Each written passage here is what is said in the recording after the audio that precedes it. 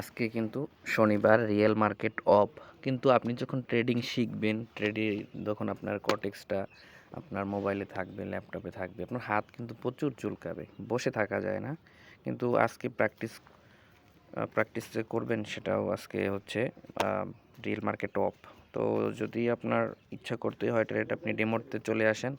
ঠিক আছে, ডেমোতে চলে এসে প্র্যাকটিস করেন, দেখেন যে রিয়েল মার্কেটের স্ট্র্যাটেজি কতটা কাজ করে। ঠিক আছে, আমি অটোমেটিক এখানে দেখেন সাপোর্ট রেজিস্ট্যান্স তৈরি করে রাখছিলাম।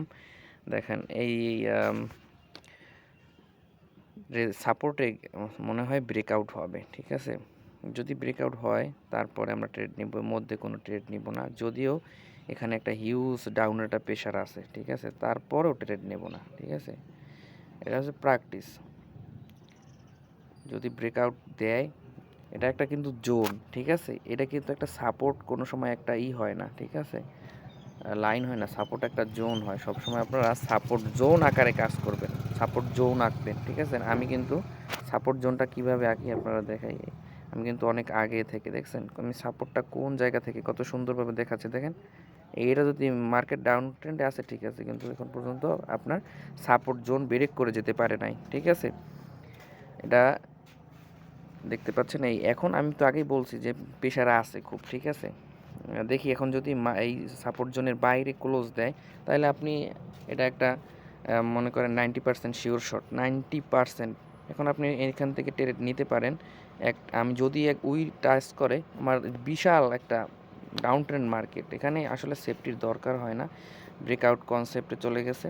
ঠিক আছে, এখানে আপনি একটা সুন্দর মতো ডাউনের ট্রেড নিতে পারেন। আপনার যে আছে ব্যালেন্সের 1%। ঠিক আছে, মা সি আমার 100%, মানে আগে কোন সময় সুইচ হয়ে গেছিলো, আমার $1 সিলেক্ট করা, আমার 100%। এইটা খেয়াল রাখবেন সব সময় যে আসলে আপনার কত ডলার সিলেক্ট করা আছে। ঠিক আছে, আপনি সব সময় আপনার ব্যালেন্সের 1% রিস্ক নেবেন, সর্বোচ্চ হলে 2%। ঠিক আছে, হ্যাঁ, যাই হোক, মার্কেটে 100% বলতে কিছু নেই। দেখেন এটা হচ্ছে ওটিসি। এটা রিয়েল মার্কেট হলে আপনাকে এখান থেকে কিন্তু দেখেন একটা রাউন্ড নম্বরের নিচে এসে কত বড় একটা ব্রেকআউট দিছিল, কিন্তু এটা একটা ফেক ব্রেকআউট। ঠিক আছে, আপনাকে লস দিবে। যেহেতু আমার 100, মানে কি একটা ভুল করলাম দেখছেন, 100% কখনোই ইউজ করবেন না, কোনো দিনও না। ঠিক আছে, আমি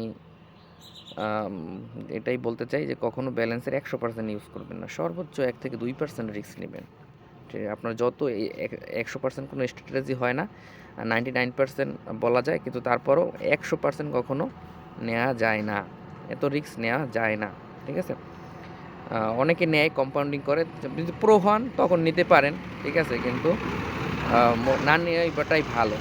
ঠিক আছে, একটা ফেক ব্রেকআউট দিছে, মনে হয় মার্কেট আবার ডাউনেই আসবে, কিন্তু আমি মনে করেন 100% মারছি, এটা মার্কেট দেখে ফেলছি, এমন কিছু না। ঠিক আছে, এটা ওটিসি মার্কেট, ওটিসি মার্কেট কিন্তু রিয়েল নলেজ কাজ করে না। ঠিক আছে।